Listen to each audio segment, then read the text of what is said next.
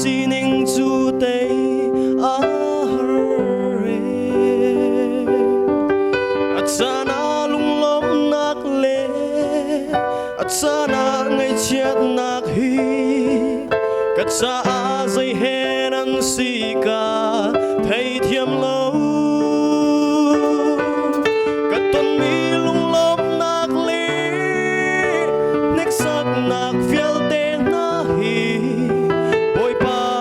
nang kan hu na ka vai lam an si zai thu pau ka chung tlung se ka ti lo boi pa he chun lung lom nak thei par ka sun te la mo boi pa ka mi nung si nak chun mi dang sa thil tha tua tu si ka du si se boi pa nang lo chun ka tua kho mi zai lo mo boi pa ka thâu lo an cha ti tham ni ka ton mi lung lom nak le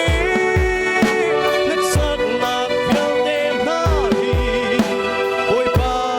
nang kan hu na ka vai na man si zai thu pau ka chung kung se ka ti lo boi pa he chun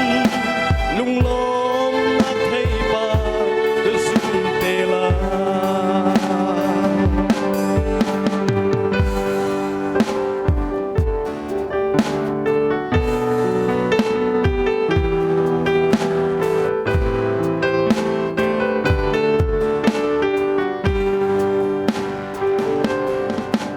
mo boi pa ka mi nung si nak chun mi dang cha thil tha tua tu si ka du si se boi pa nang lo chun ka tua kho mi zai lo mo boi pa ka thâu lo an cha ti tham ni ka ton mi lung lom nak le nek sak nak fiel te na hi boi pa nang kan hu na ka vai na man si zai thu pau ka chung kung se ka ti lo boi pa he chun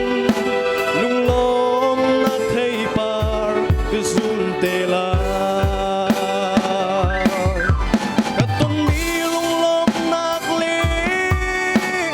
sak nak fiel te na hi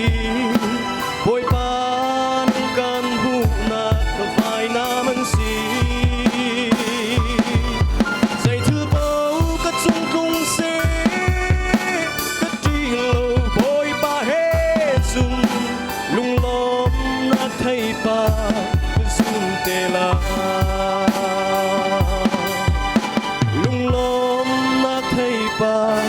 ka sun te la. Boi pa sa pang at sa